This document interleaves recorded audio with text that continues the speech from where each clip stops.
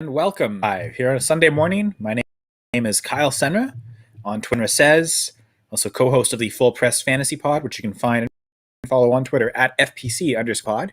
Most every week, my co-host Brad and I, we do rankings debates just on our weekly rankings, which that you can also find both rankings published on Full Press coverage. So I do a few things for Full Press coverage. Packers fan. So Full Press Coverage Packers editor as well. But I also write a series for fantasy football called the Goal Line Guide. And it's kind of a new invention I've had this year, trying to better predict touchdowns. So I'm looking at offensive, both running and passing from inside the 5-yard line. And then also defensive efficiency for the teams matched up. And what I do is I create a spreadsheet I'll share that and show that on the screen shortly. But yeah, here every Sunday mornings, talking active and inactive lists once those come out. I say usually around 11:45 is when all the teams will get finalized or publicized. So we'll look at that in the next few minutes. I create a DFS lineup, just showing on DraftKings kind of how I would approach a lineup for anyone who watched the morning NFL show with myself and Braden Holchek and Ricky Keeler. Kind of started a bit of the lineup questioning with them and just kind of asked them what they would do at tight end. So we'll start there. And then, of course, if you have questions, feel free to ask at any point, or any type of fantasy questions, trade questions as well, or just any, feel free to ask, and I'll get to that in a timely manner.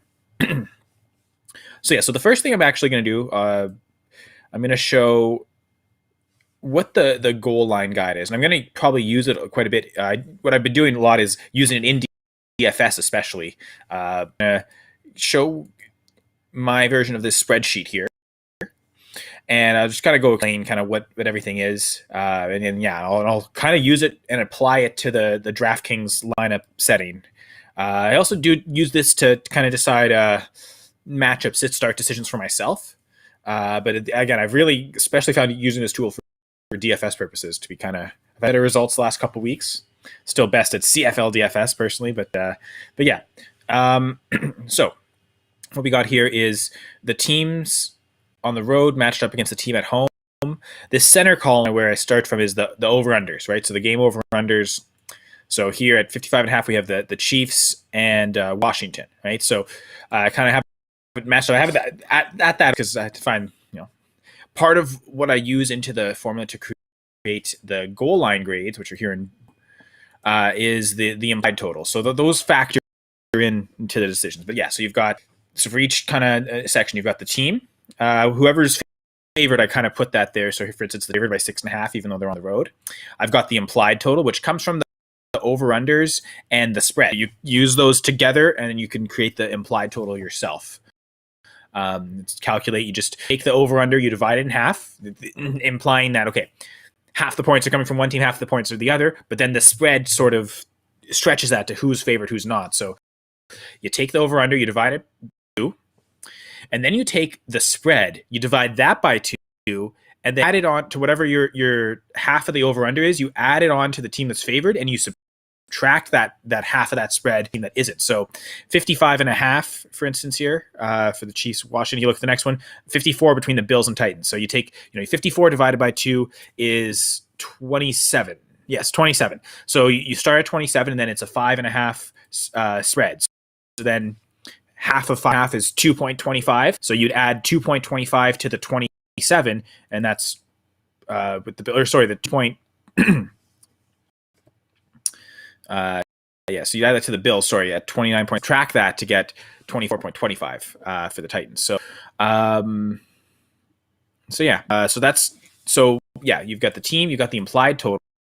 And then here you've got offense running the ball. And this is how many touchdowns that the team has scored from inside the 5-yard line, and then the percentage of those plays. So the Chiefs have scored touchdowns from inside the 5, which is 75% of the plays they've run the football inside the 5. So that might run 4 plays from inside the 5 where where someone is running the football, but they 3 of them, so decently efficient. And same thing with the goal line defense. So here it would be the Washington defense. So I kind of cross it, right? Like whoever's on offense is the team that's in that chart for, and then I use the defense for the opposite team. So this actually represents the Washington defense. They've allowed one rushing touchdown inside the 5, which is 33%. So they've only faced 3 rushing attempts inside the 5. But kind of that efficiency together, along with the implied total, gives the Chiefs a goal line running grade of 85. Now you look at their grade, 5 passing touchdowns from inside the 5 at 83%, so even more touchdowns than running. Washington's defense has allowed 2 touchdowns inside the 5 passing, 67%. Seems like they've faced 3 attempts on the ground and 3 attempts through the air from inside the 5. They've allowed a touchdown and they've allowed on the ground and 2 touchdowns through the air. So better defensive passing and better offensive efficiency leads to a better goal line grade at 106 for the Chiefs through the air. So you've got the team, their implied total, that team's offensive goal line running the ball, the opposite team's defense running the football, and then that goal line run grade. Then again, the goal line passing offense for the same team, so in this case it'd be the Chiefs, the goal line passing defense from the opposite team they're matched up with, and then that final passing grade. The run average is 68.35 and the passing average is 70.625. So pretty close averages there. And then, so various goal line grades. I do try and color code it so it's easier for me, but also easier for anyone I show this to. So the highest grade this week is the Ravens passing, 114.75. This is the Bengals at 112.75. So those were kind of the 2 that really stood out. A couple other really good. And I talked about most of these teams in the goal line guide. The Patriots and Cowboys are both really high. The Chiefs passing usually pretty high. The Broncos really high as well. Steelers, I didn't really mention the goal line grade, but that's another team that looks pretty. Conversely, those are most of the high ones this week are passing. You get a couple running. The highest run grade this week actually goes to the Chargers at 95.25, which is lower. Like I've got weeks 5 and 4 here. Look at the rushing grades. You've got multiple teams with higher goal line rush grades than what the Chargers had this week. At 4 right now, actually, from last week. And then week 4, there was 1, 2, 3, 4, 5, 6 teams higher. So far through in the last weeks, the Chargers as the highest goal line grade this week is a lot lower than what the average for the highest usually has been. But I still think the Chargers pretty good set there. But maybe that's also showing not a great week for running backs in general and running the football. It's going to be a lot of in DFS. What I think you want to do there is not flex running backs. Try to put as many wide receivers in the lineup as possible. Anyway, we'll get to DFS. Okay, no comments yet. But again, feel free to send those comments in where you want. Now, yes, so DraftKings lineup here. Again, so the first thing, if anyone who watched this morning, the first thing to look at really is tight end. And I know mentioned with Braden and Ricky. Braden, so I kind of presented them the scenario where the top 3, Travis Kelce at 7,000, Darren Waller at 6,600, Mark Andrews at 5,200. I know for Kelce, one of the things that DraftKings allows, if you go to their game logs, you can actually see what their salary was every week. 7,000 is lower than what it's been all season for Travis Kelce. I know for Waller, I think it's quite lower too. Yeah, so Darren Waller's a season low as well, 6,600. Even Mark Andrews at 5,200. Okay, so he had a week at 5,000 against the Lions. But other than that, this has kind of been his price range. But it's a lot lower for both Kelce and Waller. When you see a player at a season low, what's that mean? Does it mean that Kelce's not going to produce against Washington? I don't know about that. And I know like one of the things I like to do with Kelce in particular is compare him to Hill. Because usually both of them are going to be like the most expensive at their respective positions. And I've noticed some weeks where they're really close. Like again, like look at some of these weeks where Kelce was, 8,500 week 2 against the Ravens, 8,500, 8,300 the week before. He's been like over 8,000 the first 4 weeks of the season. You look at Tyreek Hill, for instance, that's been that same range, 82, 84. Seems like most weeks Hill has been more expensive than Kelce. And in this week, 8,500, which is, I believe that is a season high for Hill, same as he was last week. But rarely, like if you again mentally remember Kelce with some of those weeks, he was like 80, he was around 8,000. I think it was 83 this week, maybe 82. So usually 100, maybe $200, $300 difference. Now, last 2 weeks, it's been crazy different. Hill right now, 1,500 more than Kelsey, which in DraftKings makes me want to stay away from Hill and take a lot of Kelsey. So Braden said Kelsey, Keeler said Andrews. I think it's viable to actually make a lineup with 2 tight ends. We're going to leave it for now, and we'll see what that flex spot ends up being. But we'll put Travis Kelsey in a tight end. And then I look back to the goal line guide. So, and I mean, the passing game 106. So touchdown chances for Kelsey. The Ravens, it's 114.75. So both of those passing offenses I want to invest in for the passing grade. But one of the things I mentioned was, actually, you know what? Let's do that now. What does a 2 tight end roster look like? And I think that's something that's been that could be viable this week. So let's actually put it together. Let's see how viable we can make this. So I think in this instance, I want to stack with one of those tight ends. So then I go over to the quarterbacks. Which quarterback am I going to stack with? So the 8,300, Jackson 7,400. So you get a $900 discount stacking with Jackson. And again, if you look at the goal line grade, I much prefer the Ravens passing grade, which is the highest this week.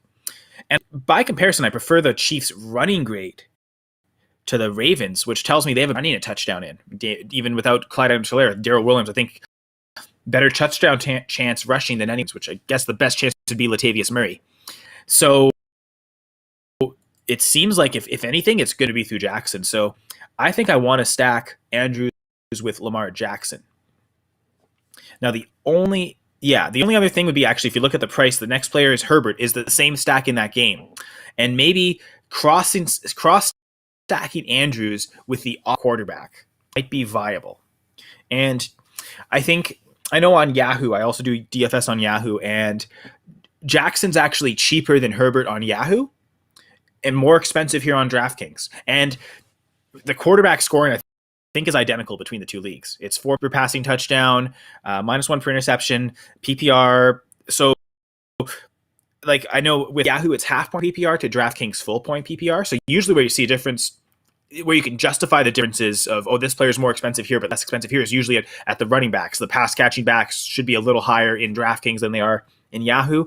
And then like the slot receivers, right? Like that, those are also ones where you'd maybe value them more higher on the list, like on the price priority list for wide receivers. And then conversely, maybe like the deep shot receivers, you value them more highly in Yahoo. But quarterbacks, they're really a difference. Like they're priced, like the scoring is the same. So again, if I see Jackson as the cheaper option on Yahoo and Herbert is the cheaper option on DraftKings, that makes me want to play Jackson on Yahoo, play Herbert on DraftKings. And I think like, don't do thousands of dollars on Yahoo. It's single dollars. I believe it was Herbert at 35 and at 33. It's really close. So as minimal as difference as it could be, almost as minimal. A $2, it's a $100 difference. Literally as small of a difference as it could be. So they're practically identical. But again, just because it's cheaper here, I'm going to see what that $100 difference makes. If at the end we get an extra $100, maybe then just go with Jackson. But if Herbert to cross stack with Andrews, I definitely want to play a Chargers receiver. And to me, Keenan Allen probably makes the most sense. 6,400, like a super low price for him, I believe. But again, check the game logs for price. 64, not a season low. Against the Raiders, he was 6,300. Season low, 36 yards that week. So maybe they know something here. But just kind of get the sense. I feel like this Ravens Chargers game, you look at it, it's one of the highest over-unders on the slate, and you look at 2 games, Buffalo, the Bills, Titans, Bucks, Eagles, those are Sunday. That was a Thursday night game and a Monday night game, so not eligible for this main slate for DraftKings. So really on this slate, the Chargers-Ravens game is the second highest. And the highest is this Chiefs game, which I already have representation for. So that's another thing to kind of look at, is you want to get the highest scoring games. The next highest would be Browns, Cardinals. Although I don't like the goal line grades for any of those teams. Maybe the Cardinals rushing, so that maybe means James Conner. I look at the very next game, though. Cowboys, Patriots. I like both those passing. So I'm thinking actually stacking both of these games together, maybe taking a Pavers and stacking them. So let's take a look at the wide receivers for Dallas. Actually, because I like what DraftKings is, you can very easily look through just that game. So these are the you just click on whatever the weather symbol is, and it gives you both of those teams automatically. And one click. So this is all the wide receiver, just the Cowboys Patriots game. So you got CeeDee Lamb at 6,500, Amari Cooper at 6,000. Most weeks, Cooper between 6,800 in week 2. For CeeDee Lamb, 57.64. So some weeks, like week 3, Lamb was the more expensive one, but week 2, Cooper was the more expensive one. So it's varying which one is higher priced than the other. But right now, Cooper is $500 Lamb. Now, part of me I think, like you look back to, can't look at, I feel yeah. Sorry, I think on Yahoo you can your game logs, but I think with Cooper, if I remember correctly, when the Cowboys played the Patriots last time, actually, when would they have done that? That's cross division, so 4 years ago. Has Cooper even been with the Cowboys long enough? Maybe I'm thinking wrong. I felt like though that was a game, and the Cowboys just got or Cooper just got completely shut down by the Patriots. I think that might have been his first year there, where he was doing really well, and then that one game against the Patriots, he got shut down completely. He might have been hurt as well, but it seemed like Belichick shut down either of them. It's going to be him. And I think DraftKings kind of has that priced higher. Now I look at the next receivers. You got Jacoby Meyers at 5,500, and then Nelson Aguilar at 4,000. Really, Aguilar's got the touchdown upside. He did have a touchdown. Hasn't had it any since. Hasn't also gotten over 55 yards since then. Or, that was only, so, highs and catches, yards, and there's only touchdown in that game against the Dolphins. So can he recapture that? Jacoby Meyers, 1,500 difference in price. Is the ceiling that much more, though? I mean, his best game, 18.4, 9-catch game for 94 yards. So he's going to be producing the yards and things like that, but he's not getting touchdowns. He doesn't have any yet. In his career, I don't think, receiving touchdowns. So Aguilar can catch that ceiling with a touchdown. And I think because of that, that $1,500 difference I'm actually going to play Aguilar, and I'll play Lamb thinking that Cooper gets shut down. So that leaves really just the 2 running backs. So one of the things is free squares at running backs. There's a few this week of backup running backs that are like they're priced as backups. You've got Daryl Williams of the Chiefs at 4,900. You've got Khalil Herbert of the Bears at 4,600. I believe, was there anyone else? Devontae Booker from the Giants at 5,400. Already mentioned Connor at 5,500, which is basically the same price as Chase Edmonds here. But these guys in the 4,000 range, I think. Williams or Khalil Herbert. And I think considering the average remaining salary left here, probably need one of those 4 guys. So if I look at the goal line rushing grades, you got the Chiefs at 85. And again, I do have some representation already with that Chiefs offense with Kelsey, which I think is the best way to buy into that offense this week on really either site, DraftKings or Yahoo. I do a Yahoo article with Going for Two, the other site I write for, every week for their DFS, and I highlighted Kelsey as one of the better value plays at tight end this week, even though he's the most expensive tight end. Anyway, so line rushing grade of the Chiefs is 85, so decent touchdown chance for Daryl Williams. Chicago, 85.75, which are the second and third highest this week. And so I feel like I kind of want exposure to both of those offenses. And, looking here, the goal line grade, it's better on the ground for the Bears than it is through the air. Cheaper through the air than on the ground. So you got the air representation with Kelsey, which beyond representation on the other side with the Bears, Khalil Herbert actually does make sense. So go Justin Herbert and Khalil Herbert, the Herbert lineup here. And then, so what I think I'm going to do next is we'll see how much is left at the end for the defense. Normally I go kind of defense early. I've got some defenses in mind that I like, but we'll see what I'm left with. But let's go to add one elite running back. I've been going a lot on Austin Eckler this week, but going with Herbert and Keenan Allen already, I think let's leave the highest back. I don't really like the guys in the $7,000 range except for Eckler, which I think makes him a value. I'm not really crazy about Cook or Aaron Jones this week. Even Zeke at 71, I like him a little. You got the Cowboys representation with the Cowboys Patriots stacker. I don't want to add a third.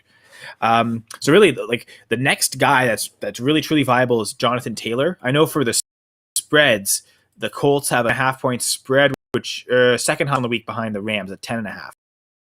So you look at the good game scripts that you want for them. So JT, at 6,600.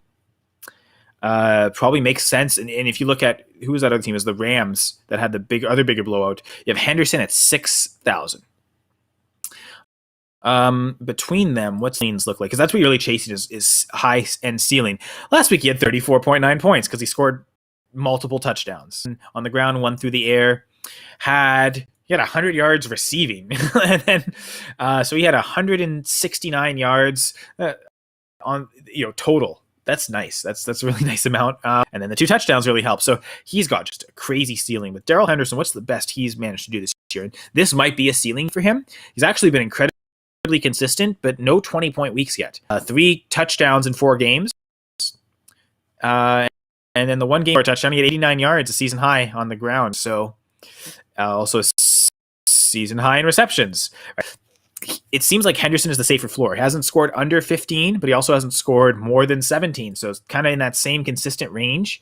That's someone I'd like more for a cash game. Which I guess I should have started with, right? Like, game selection is super important in DFS. Do you go with cash games or do you go with cash game lineups or tournaments? Cash game, you prefer more like safer plays. So Henderson would be a better cash game play, Jonathan Taylor. Taylor would be the better play kind of in tournaments, GPPs.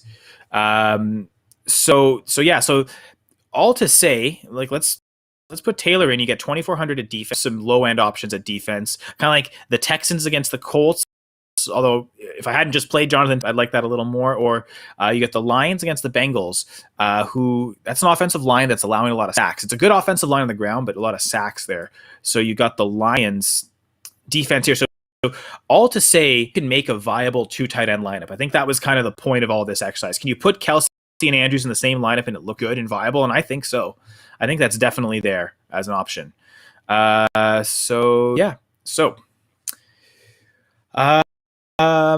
guess it is almost 12 noon, so we can actually get to talking about the active inactive list. I'm just going to look that up right now. I usually use Roto World.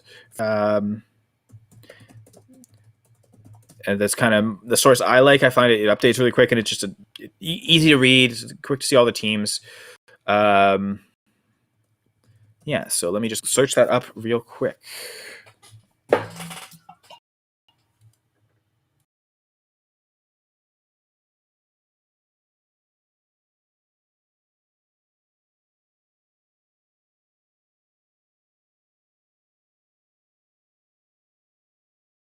I think I misspoke. I think I said Roto World. It's Roto Wire. My mistake that I use. Anyways, we get to... Okay, we'll start off with alphabetically with the team. Baltimore. So from a fantasy perspective, Sammy Watkins already been ruled out. Tyson Williams is inactive as well. So it seems like from a running back perspective, you want Latavius Murray. It'd be pretty desperate, but you could, in theory, play Devontae Freeman. But I think Murray's the one you want because he's got the touchdown upside. Unfortunately, Ronnie Staley, their left tackle's out as well, so not the most efficiency from all of that offense in general, but he's also been out this season and they've still produced well, so it's not great to have him out. Obviously, it seems like the line is deep enough that they can afford, like, they can survive losing him, and it's not totally detrimental. It's not going to shut down the offense or anything. So still play Ravens. No Watkins. I mean, the other guy I didn't mention in the DraftKings lineup is I really like Marquis Brown in DFS this week, in fantasy in general. But yeah, that's sorry. I'm just looking at the teams. But yeah, for the Ravens, like, again, I think Brown is at the point where he's an every week starter. If in your season long lineups, I've only got him in maybe 1 or 2 leagues, and to me, he's like, I'm not questioning he's in the lineup every week. I think he's wide receiver 6 right now. And I know it's touchdowns, it's big plays, flukes, but he keeps scoring. He keeps getting these big plays. So I know one of our big ranking debates, I already talked about the Full Press Fantasy Pod, this week. Marquis Brown was differences. I think there was like a 12 spot difference, and I'm a lot higher on Brown than the consensus. Like I had him this week as the RB7, which again, he's the RB wide receivers. He's the wide receiver 6 right now in half point PPR leagues. Him being a top 10 wide receiver each week is totally doable. So this seems like it's a really great week. Again, that is indicating that it should be good touchdown upside for both him and Andrews. Those are the two, like Marquise Brown, Mark Andrews. They're both leading the team in red zone targets and targets from inside the 5. So you want both those guys. I know in the one DraftKings lineup I showed it was Mark Andrews, just to go with that 2 tight end set. Marquise Brown is just as viable as well. From the Panthers now, the only fantasy there is Spencer Brown, at least non-IDP fantasy relevant player, I should say. Sorry to all the IDP people. Spencer Brown at running back inactive, but which is funny because you figured if he was ever going to be active, it's McCaffrey's out, but it seems like he's been called up as kind of like the third, fourth guy that they don't need yet. Still got Chuba Hubbard, still have Royce Freeman. If one of those guys gets hurt, then maybe you see Spencer Brown start to get called up. CJ Henderson, the cornerback they traded for, is still inactive. I think that's more, he's just not acclimated to the system. He's still a young corner, so that'll come with time. Chicago, JP Holtz and is inactive. I think Jesper Holstead last week got the touchdown from Justin Fields, so he's the tight end one there. Jimmy Graham and Cole Kmet haven't been doing much of anything. That's one where I try to avoid that. I think if anything, I want to play the wide receivers, want to play Jarnell Mooney, want to play Allen Robinson if he's healthy, and Allen Robinson is not on the inactive list, so Robinson is healthy. I know he was questionable in the game, but he will play today, so he's active. Those are the two I'm playing. Fields and Superflex, and Khalil Herbert at running back. But really, I don't want to play tight ends. I don't think there's enough upside there. Again, if they catch a touchdown, but who played Jesper Horsted last week? Not me, and I'm not playing him this week. So I just did, I did the Chicago tight ends for most of the season. Maybe Cole Kmet eventually, once he gains chemistry with Fields down, maybe fantasy playoffs, he could become a decent starter. But I didn't invest in that at all. I don't have any Cole Kmet on any of my fantasy teams anywhere. So just something I've avoided and don't want any part of. So play those receivers though. The Bengals, I know T. Higgins is back. Mike Thomas at wide receiver is the only inactive. But again, the 3 main receivers are the ones that are going to get most of the footballs. Jamar Chase, T. Higgins, Tyler Boyd, and the tight end CJ Uzomah.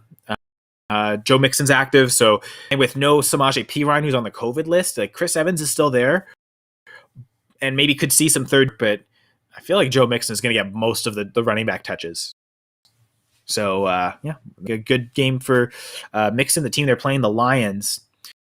Wide receiver Trinity Benson's out, and interesting. Because it's Quintus Cephas being put on IR, you'd figure Trinity Benson would get usage, so not this week. So, Jamal Williams active, which is playing, as is DeAndre Swift. Both were questionable. I feel like Swift has literally been questionable every week this season, and he hasn't missed a game. So that was one where I wasn't really concerned. It seems like he's just going to be limited practiced all year. Still going to catch a ton of passes, whereas Jamal Williams is one where the last 2 weeks he's been questionable. He's really, that wasn't the plan. To limit him as much in practice was not the plan this year, it seems like. So truly questionable entering these last 2 weeks, I feel like, but he's playing. So I still think DeAndre Swift's play. Williams, if you're desperate enough, you can play him as well. Fours, Kevin King is inactive, and so that's why, going back to the Bears, why I like Robinson this week is the cornerback matchups. You've got the rookie Eric Stokes, and then you likely have Isaac Yiadom, who they are in training camp to get from the Giants. And so those are the two corners. I like the matchup. No matter who the receiver is, I like the matchup either way. I know Stokes is pretty quick, and you'd prefer definitely whoever's on Yiadom over Stokes. But if I don't know how the Packers are going to approach that with Shane. Yiadom's almost the bigger guy in a sense, matter with Robinson. But if Robinson's covered by Yiadom, he's going to catch the ball most of the time. But that again, if he's covered by Stokes, he's probably going to catch most of his targets as well. So the key is just getting those targets. So I really like both of them. I'm willing to play both again this week. I know it's been kind of a struggle for Allen Robinson, but I definitely think Mooney certainly is definitely playable. But the league I think I've only got Robinson in one league, and he's starting for me. I'm not going to bench Allen Robinson yet.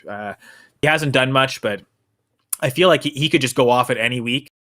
and so play him this week. Just the matchup alone makes it worth playing. For the Houston Texans, so wide receiver Davian Davis, and tight end Brevin Jordan inactive, as well as running back Scotty.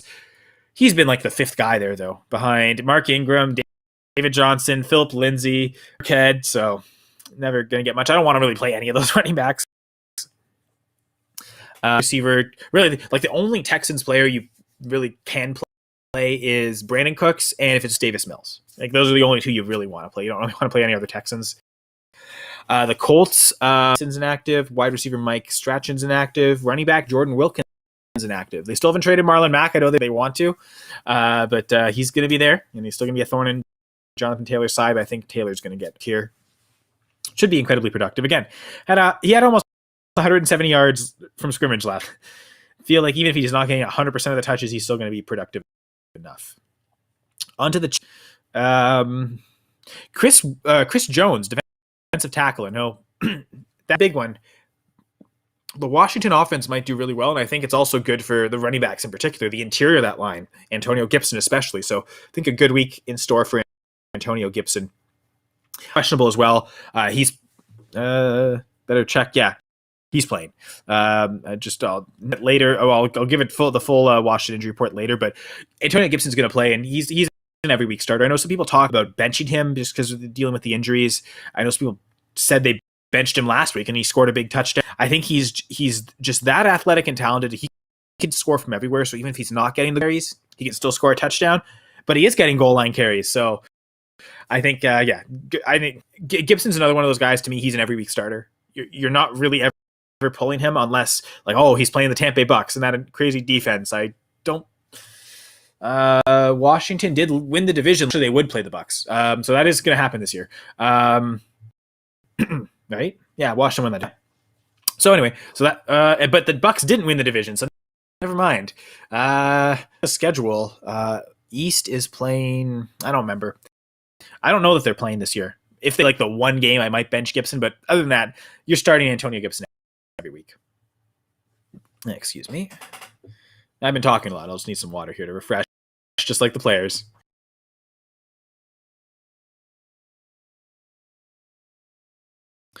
That's sort of a reference to last night. I know one of the games, the coach was just kind of mad at everyone in general. There was a bad substitution. They had to take a timeout when the team was doing good on offense. And then I think there was an injury and the trainers weren't getting water out. So I think at one point he yelled at the entire bench, like staff and players included. Is anyone working here today? Calgary won that game 39-10. So yes, they were working.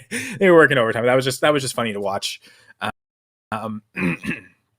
The player injured is funny, but just like, everything can go wrong, but the team still won, so it's fine. So for the Rams inactives, Bryson Hopkins at tight end. I don't think he's played much this year. It really has been mostly just Tyler Higbee. Honestly, he's played a ton of the snaps. So the main weapons for the Rams are startable. I think one player I didn't show from a DraftKings lineup this week was the cheap options at wide receiver.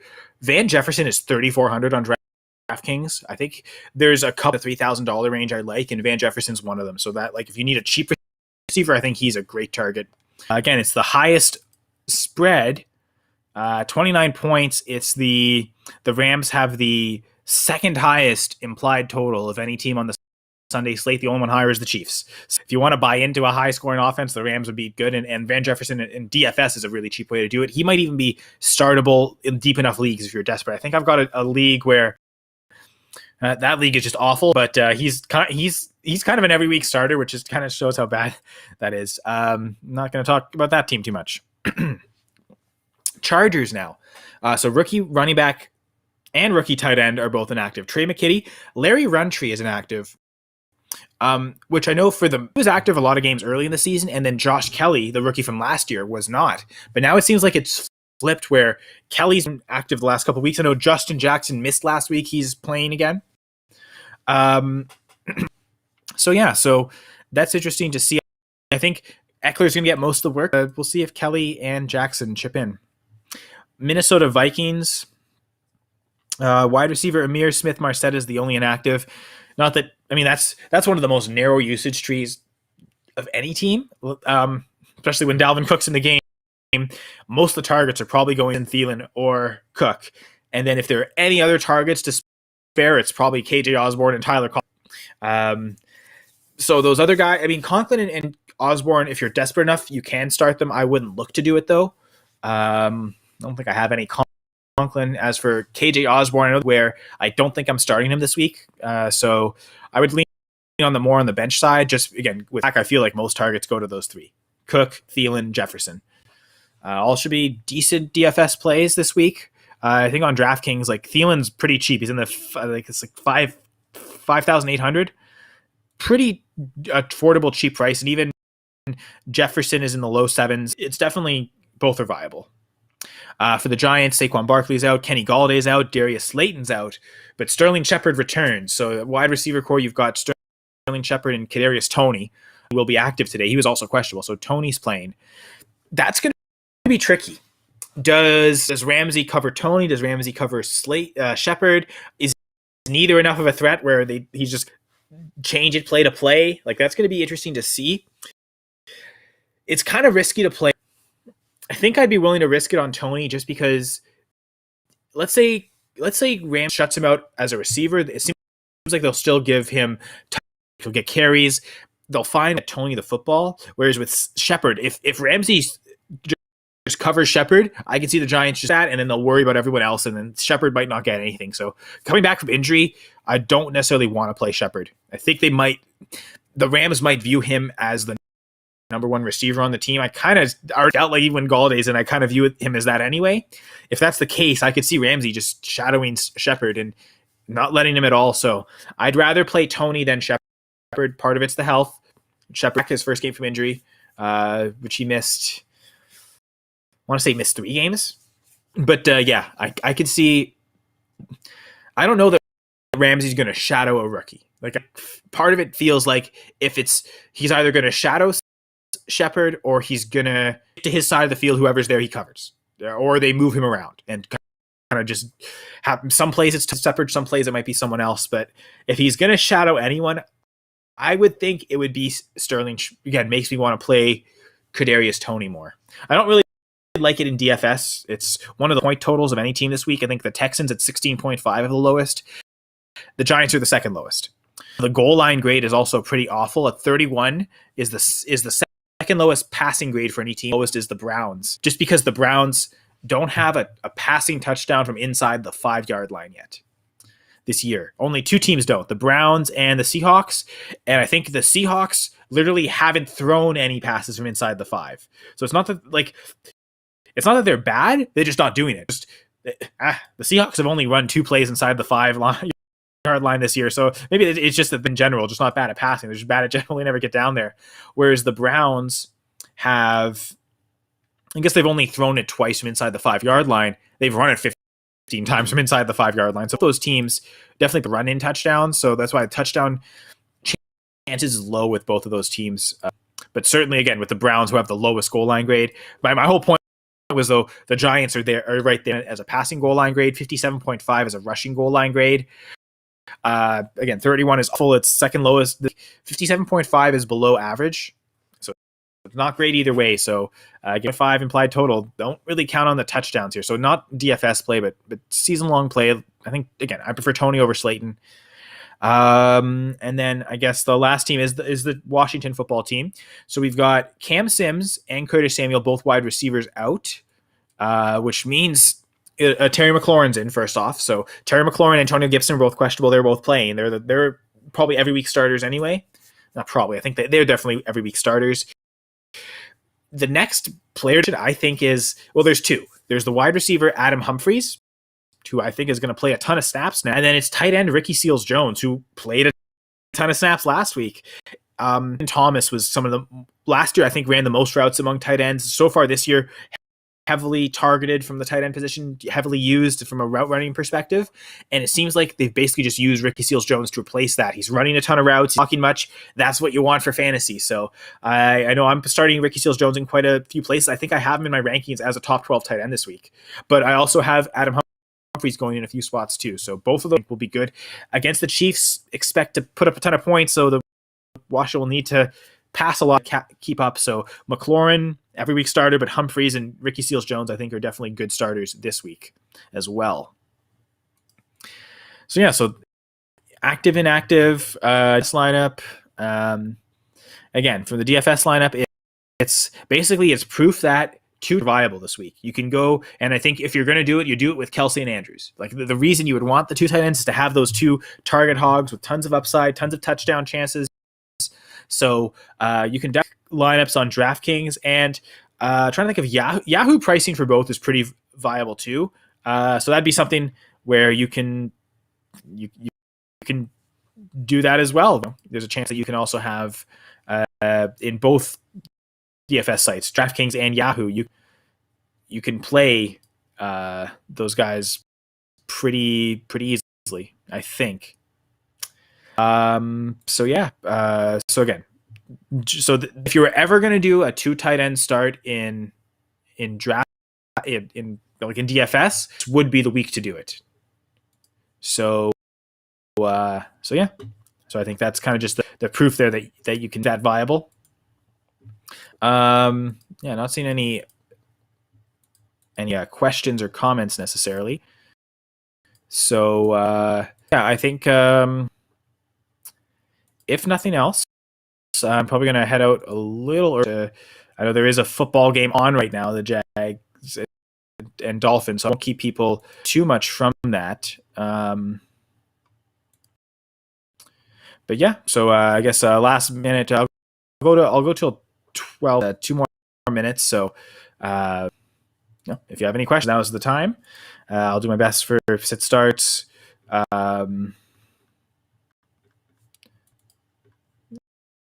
Yeah.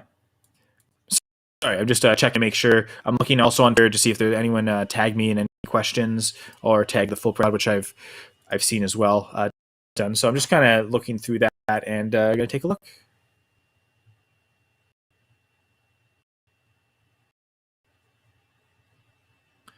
So yeah, I'm trying to think of myself. Did I have any really tough decisions for sit starts? I think it's funny. A lot of them are. Do I go with Humphreys,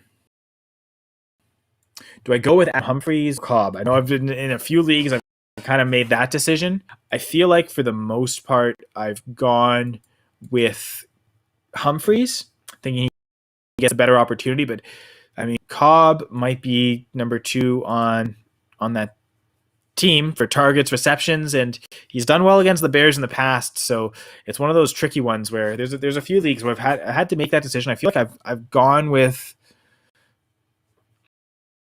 Humphreys more than I've gone with. I think maybe it's just nothing's changed for Cobb's situation, but he's still going to be targeted. But with Humphreys, he could see a massive uptick, especially with McLaurin questionable. I thought that was something where he not get used as much. See a lot more targets for Humphreys, so that's one where I might go back and forth. I might actually put Cobb in a couple more of those than where I have Humphreys. I feel like I've got that decision in 3 or 4 spots. So yeah, that's probably my toughest sit start decision this week. Just trying to run through my leagues right now. Are there any difficult ones? Probably not. So I think it'd be that. Yeah. So what to do with Adam Humphreys and what to do with Washington? I think for the most part, it should aim I would expect Washington to put up more points than the Packers, just going up against the Chiefs and being forced to score. Whereas against the Packers, against the Bears, division game, it can be usually tight. I know I'm definitely a Packers fan, cheering for the Packers. Go Pack, go. But yeah, I could see them maybe struggling to score a little bit more compared to than say Washington. So that being said, I wouldn't play Tyler Heineke Rodgers, but maybe some of the individual pieces, because as much as McLaurin's an alpha, he doesn't get all the targets like Adams does, right? Where he just monopolizes almost everything. So yeah, so that's kind of everything for this week. Again, FPC live here. Come back next Sunday at 10 a.m. Be just regular NFL show, and then 11:30 I'll be back on here with to talk fantasy. So appreciate that very much. Again, I'm on Twitter at Senra Says. Also follow the Full Press Fantasy Pod at FPC_Fantasy Pod. And so Kyle Senra signing out on FPC Fantasy Sunday Live. Hope everyone has a good day. Enjoy Sunday